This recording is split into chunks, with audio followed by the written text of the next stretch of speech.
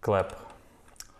Всем привет, дамы и господа, вы на канале Джейм Тайм, и сегодня мы продолжаем нашу любимую рубрику, которая всем понравилась, это Демо Тайм. На очереди у нас Робс, вы писали, чтобы я посмотрел, показал в комментариях, все мы это видим. Что я могу сказать о Робсе? Игрок, который играет на этой позиции около, 5 лет точно, то есть он эти ковры после обновления, которое произошло около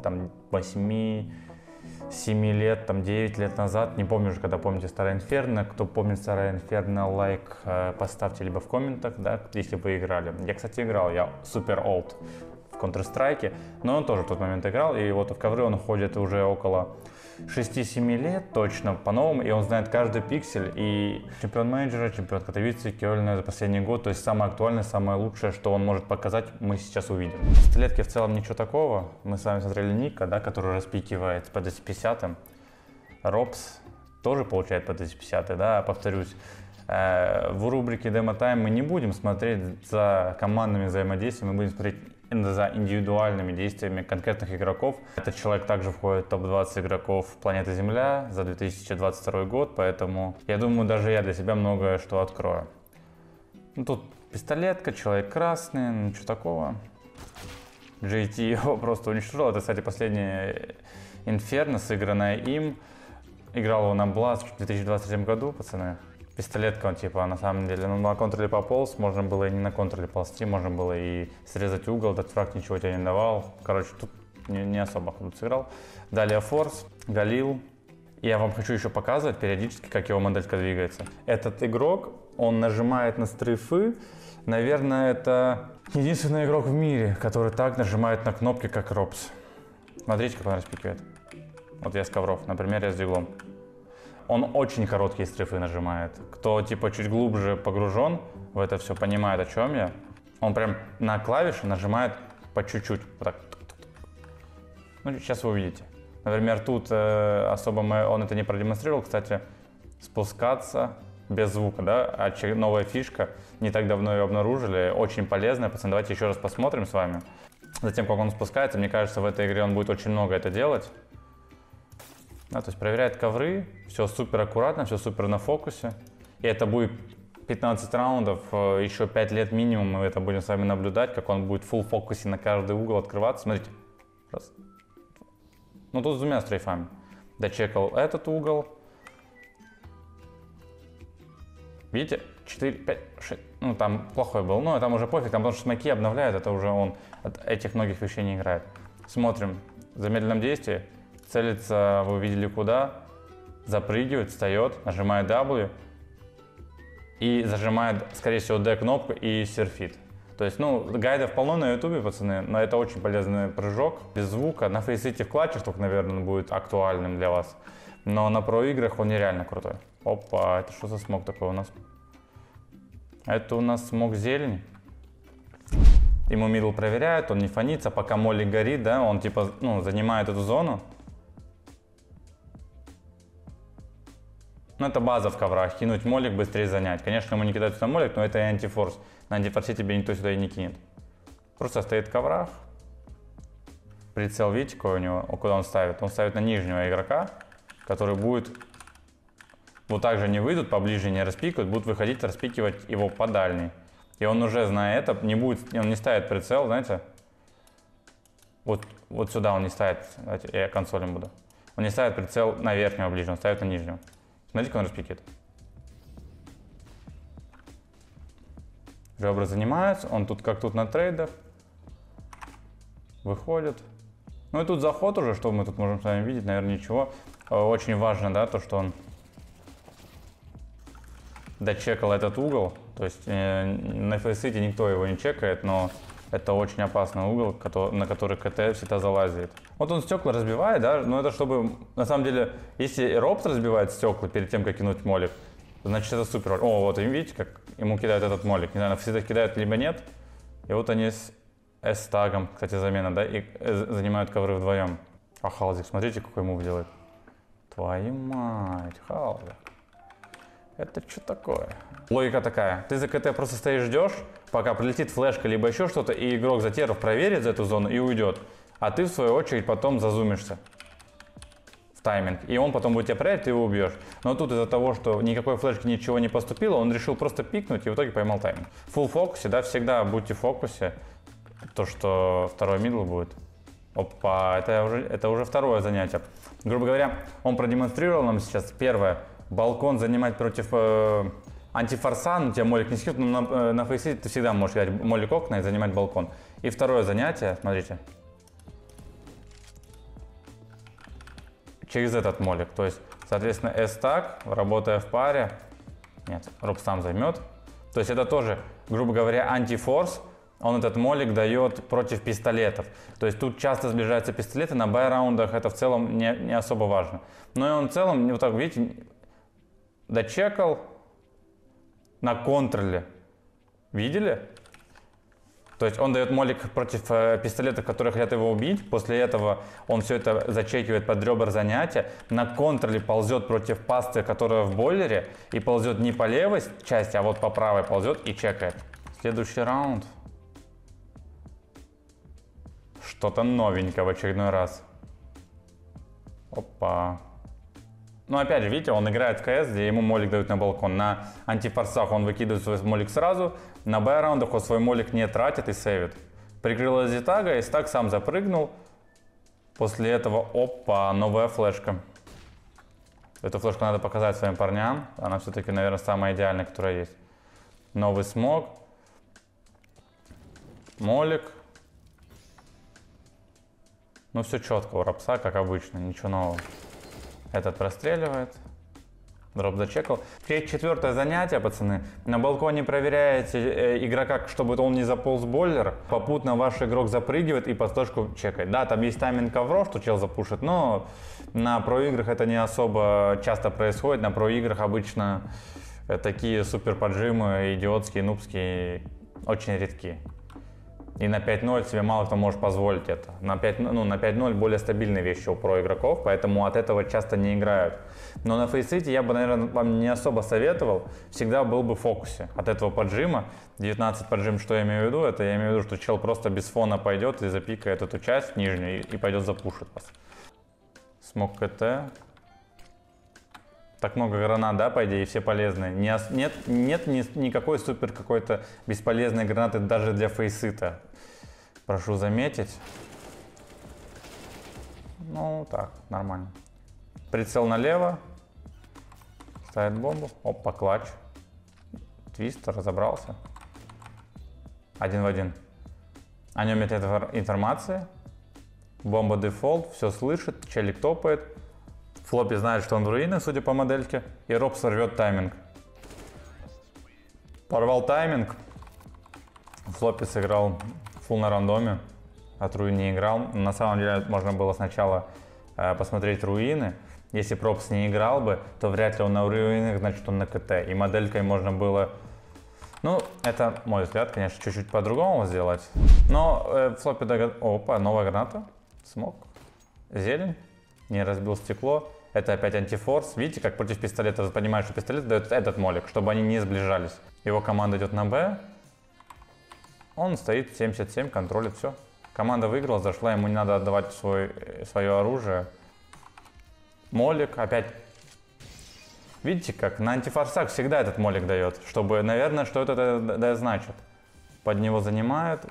У него S-так тоже занял. Ему дали смог, он не может помочь S-таку. S-так начинает жить. Видели, как еще, да? Прошивается, походу, это... Или не прошивается? Походу, эта штука не прошивается, но S-так стрелял так, как будто она прошивается, но она не прошивается. Пацаны, S-так этого не знает, походу, либо я что-то не понимаю. И вдвоем они распикали, да? То есть тоже базовое такое занятие ковров. Дожидаешься, пока игрок распикает бойлер и так далее, стоишь здесь против там снайпер, не снайпер, он распикивает. Да? В целом тут, наверное, по экономике могло быть одно АВП, потому что до этого засейвлен был ган. И он боится, что это АВП в коврах будет. Главное не ошибаться, главное не давать энтри. Молик сдал. И они вдвоем опять заняли ковры. Вот такой угол, чтобы контролить аркаду в бойлер слева. Игрок, скорее всего, ставит прицел, выходит на левых, а ты как бы главное грамотно прицел поставить не на опа, смог еще один, не на широкий, но и не на короткий, такой на полусредний, потому что игрок с бойлера, когда будет... И вот заход. Флешка. Сам ослеп, тут фейл. И видите, теперь от лица Флоппи посмотрим. Странно, что Флоппи на самом деле не забежал на него. Контролит ковры. Дропнул флешку. Та-та-там, та-та-там. Смог, да. Вот смог. Флешка влетела. И смотрите как. Робс не выходит, не выходит.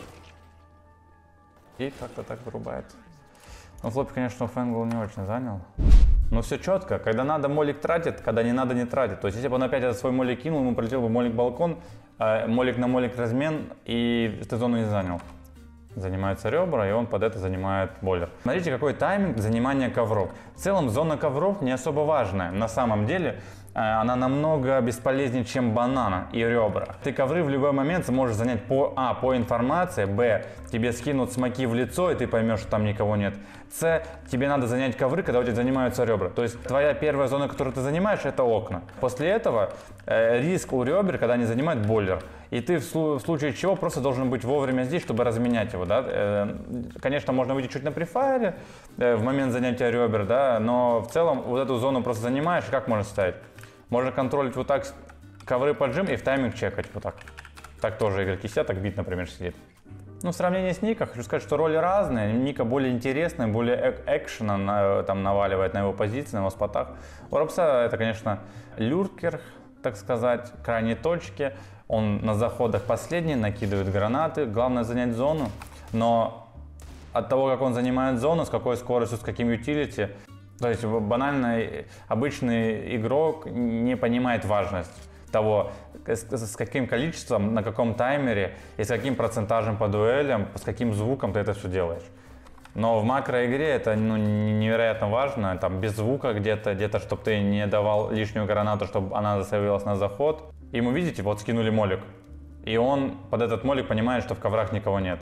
То есть он бы мог там сидеть хоть и минуту, потому что на выхода не планируется, энтри ему надо находить, он дождется свою команду и выйдет. 3 в 3 клатч, 3 в 4. Контролит аркаду, ну то есть, опа, распикал. Знаменитый прыжок без звука. Ну, смоки дали.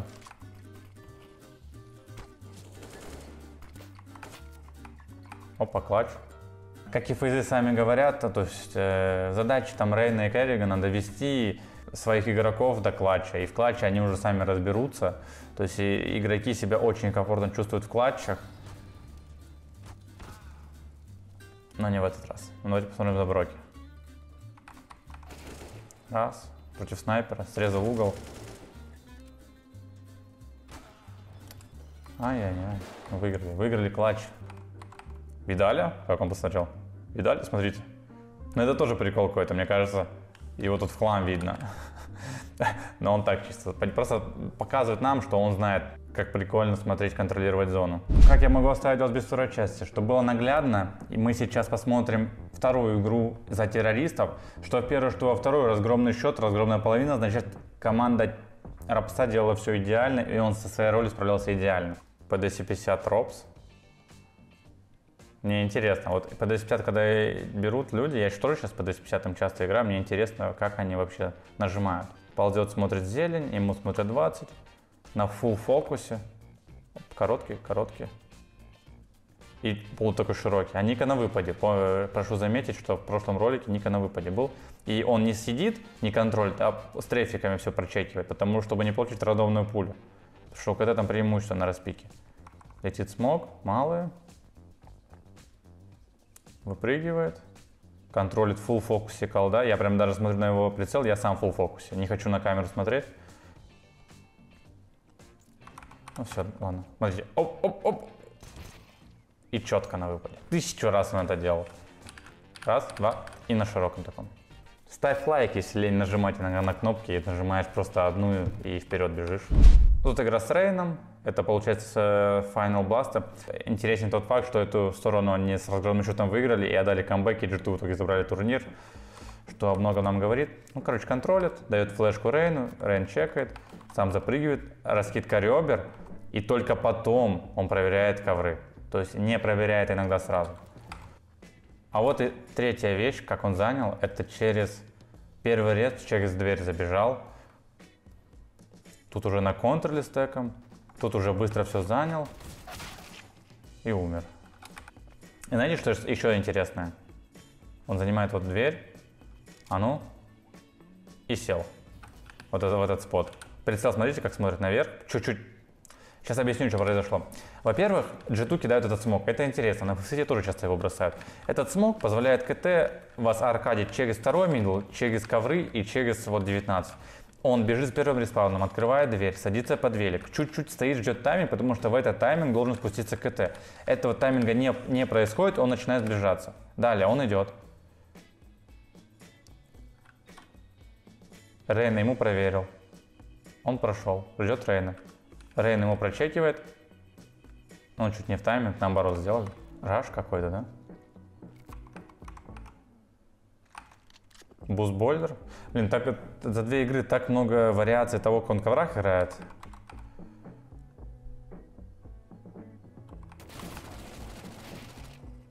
Тут дроп с ковров должен был быть. Только слева понимает, потому что второго запускали. Выпрыгивает на хедшот, живет. Его команде надо просто зайти, разменять плент. Бомбу, правда, не взял. Флешка арена, молик плент. Контролит взрывы, но Хантер гений. 1 патрон. Может, сейчас какой-то с другой игрой перепутал, но вроде фейсклан должны все раунды взять теперь.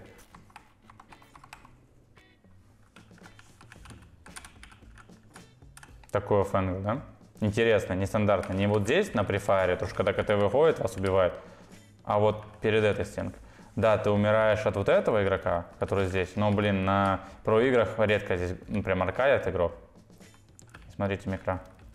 Вот то, о чем я говорил. КТ просто скинули молик, и тем самым дают понять, что в упоре нет. Теперь смотрите, дожидается право, правый пикает и потом левый разменивает. То есть обычно снайпер контролирует вот левого игрока. Опа, так по правой идет, прицел на короткого. Тут игрок на широком не выйдет, поэтому прицел чуть ближе. Вот о чем я говорил, сначала дождайтесь, пока бойлер распикает вас, потом вы отсюда. Потому что снайпер обычно смотрит налево, и у этого игрока большой шанс убить право. Заход 20, у него смог в коврах, что он будет делать? Заабузил сам, поднимает борт.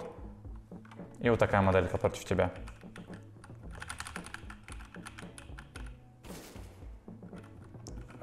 Чуть не снес. GKS ошибся. Это стоило раунда. Не дожал рапса. На хедшоте остался красным, контролит малые, не дергается. Понимает все, 20 ковры, малый тайминг прошел. Залезает на мопед и на хедшот стреляется. А вот, он дает молик. Не знаю, 7-8 занятие. И вот такие 2 хае плотные в бойлер залетают. Стоит этот энгл. После этого с таймингом занимает ковры. Вот так сидит, контролит аркаду не по дальней, а по ближней. Но еще один угол для того, чтобы контролить. Чуть-чуть проходишь, прицел на верхнего, игрок по дальней там только выйдет. Да, сам здорово, я записываю ролик.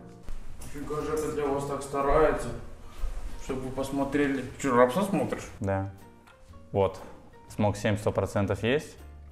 Так я и думал. Видите, когда смог 7, есть шанс того, что игрок зааркадит, и он чуть-чуть останавливается.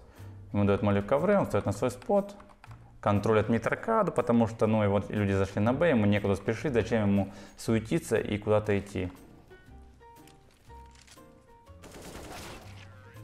Как это не засчитывает? Как у GKS это засчитывает? Ну, последние пару раундов чуть-чуть я как расслабился, потерял фокус. Посмотрел я с вами рапса. Что могу сказать? Ну, блин, что и сказал Достан. В целом игрок топовый на своей роли, один из лучших в мире. Учитесь, смотрите УДМки, как бы очень вариативны, очень разнообразны. Анализируйте углы, постановки прицела, ведь на проуровне игроки, играющие на этих позициях, думают о каждой мелочи, о каждом стрейфе, о каждом респауне, его реализации, и тем самым развивают и себя, и там, помогают своей команде, открывают новые вещи. Поэтому, если хотите развиваться, стать крутым каким-то игроком, то вы должны начать думать об этих вещах. Начать думать о том, как стрейфить, о том, как ставить прицел, о том, когда надо садиться, когда надо выпад широкий и так далее, короткий. Всем спасибо, что смотрите, подписывайтесь на канал, ставьте лайки. С вами был Джейми, увидимся скоро.